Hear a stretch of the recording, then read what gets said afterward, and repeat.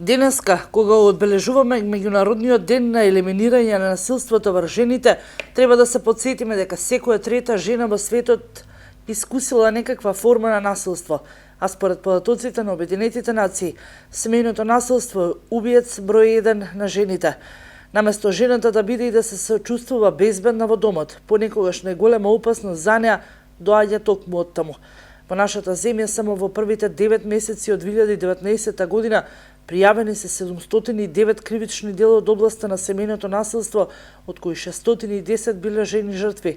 Насилството врз жените не е приватна работа, тоа е општествена појава која треба да се искорени.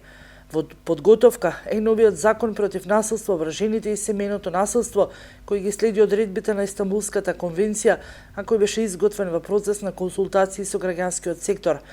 Новиот нацрт закон препознава и санкционира и нови форми на насилство на жените, дефинирани во Истанбулската конвенција, но потребно е негово побрзо усвојување за да се започне со обезбедување соопфатни сервиси до жртвите. Преземање на сеопфатни мерки за елиминирање претходно, но и доколку се појави спречување, односно заштита на жртвите од семејно насилство, но и родово базирано насилство.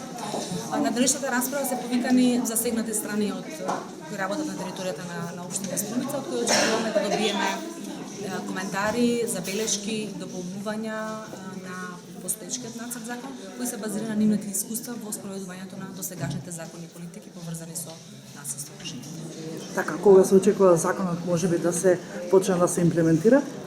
Насилството врз жените и семејното насилство ја ограничува жената да учествува во економскиот и општествениот живот.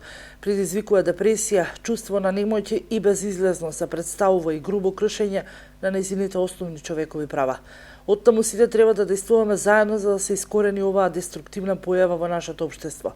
Може да заклучиме дека семејното насилство и насилството врз жените несразмерно повеќе ги погодува жените токму поради тоа што се жени.